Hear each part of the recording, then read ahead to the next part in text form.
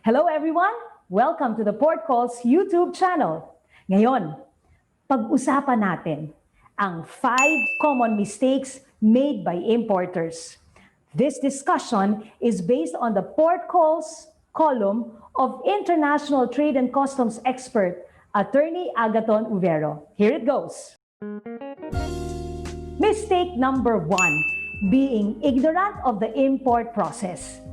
The Philippine customs process is still arguably manual, archaic, and tedious. Alam niyo ba, more than 40 Philippine government agencies and other parties have issued their own import regulations. Iba't ibang mga regulations na yon. Akalain mo yon? If you come to think about it, edi ang gulo-gulo. Anong gagawin mo pagka ganun? Importante, naiintindihan nyo ang proseso at pagplanuhan nyo ng mabuti ang gagawin nyo. Tungkol sa mga anong bagay. Number 1, yung proseso, yung risks in selecting suppliers abroad. Ngayon, payment terms and arrangements. Halimbawa, yung letter of credit na binubuksan ninyo sa bangko. O, pangatlo, ano ba talaga ang role ng mga forwarders at customs brokers? Naiintindihan nyo ba? At syempre, higit sa lahat, ang pinaka-importante, ano ba talaga ang import rules and regulations?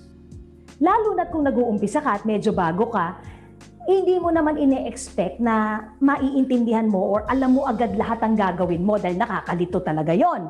So, anong alternative mo? Mag-hire ka ng expert.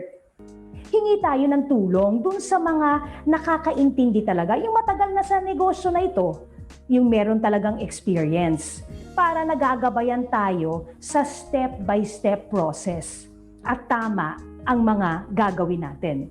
Now we go to mistake number 2, not understanding Incoterms or international commercial terms.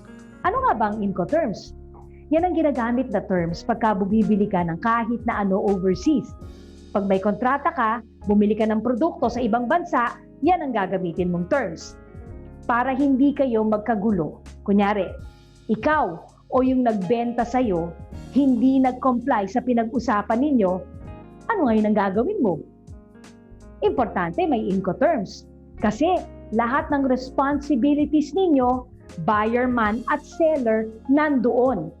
Ito ay tungkol sa delivery, documents, risks, sino magbabayad ng insurance, costs.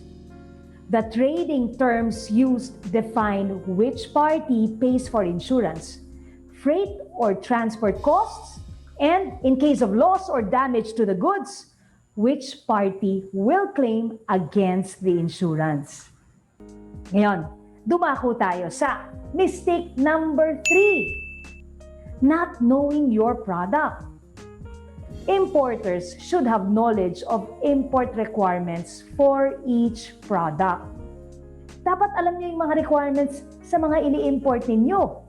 For instance, foods, drugs, and cosmetics imported in commercial quantities, they require product registration prior to the actual importation. Hindi kayo basta-basta mag-i-import ng kung ano-ano lang. Kailangan may mga registration yan at alam nyo dapat yan bago pa kayo mag-import. Another example, wood products. Kailangan yan heat-treated or kaya fumigated. Chemicals may contain hazardous or prohibited substances and need safety certificates. Baka sumabog na lang yan o kaya magliyab. In addition, exporting countries may require quarantine, sanitary, phytosanitary, and safety in case of hazardous materials, for example, or quality certificates. Now, failure to secure import or export certificates from proper authorities may result in seizure of the shipment. Pagka hindi kayo nakakuha ng tamang certificate, magpalagay mo na, hindi nyo makukuha kargamento nyo at matetengga yan sa port. Pag alam nyo ang klase ng goods na ini-import ninyo, di ma-determine mo na ngayon ang customs duties and taxes at makakalkula mo na ang landed cost. Now, let's go to mistake number 4. Failing to hire a competent forwarder or customs broker. Ano ba trabaho ng freight forwarder? Pinapack niya ang goods, di ba? Tapos, ita-transport sa warehouse. Siya na bahala from beginning until the end, hanggang dumating ang kargamento. So, yung mga freight forwarder na yan, usually, meron din silang customs clearance service. So, ikaw, as an importer, pwede mong i-hire yung freight forwarder, siya na din yung customs broker, or kung gusto mo naman, hiwa-hiwala yan. Hire ka ng freight forwarder, hire ka ng customs broker, hire ka ng tracker. Kaya lang baka mas matrabaho yun. Pero nasa sayo yun. Kung dun ka komportable, go ahead, you can do that. Huwag ka lang mag-hire ng basta-basta kung sino-sino ha, yung tinatawag na fly-by-night.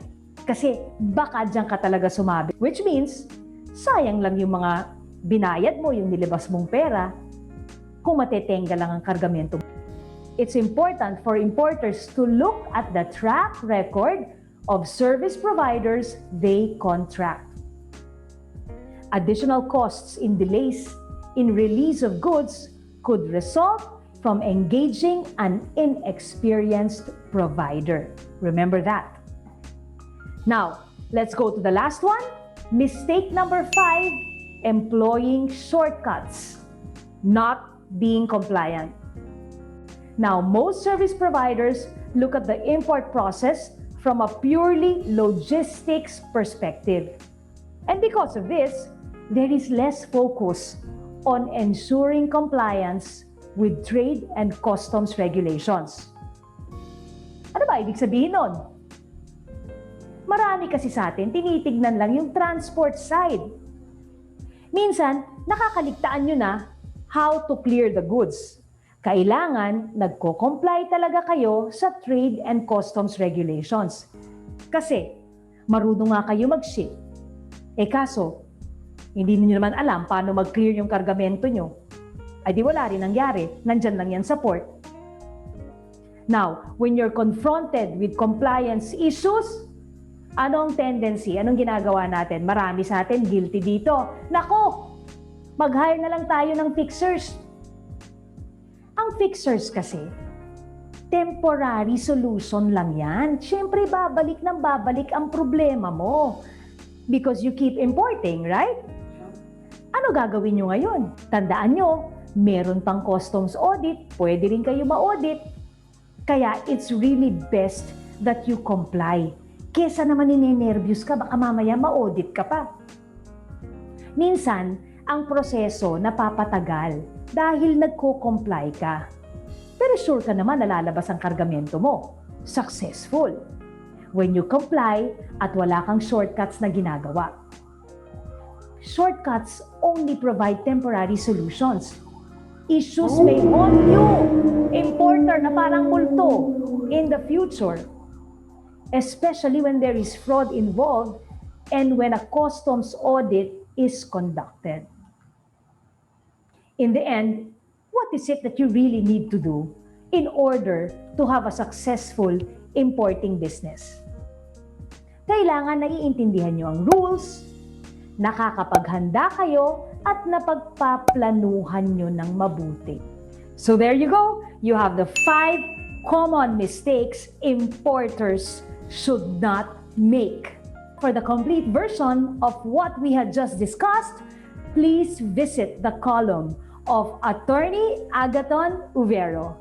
If you liked our video, subscribe to our YouTube channel, and we hope to see you in our next video.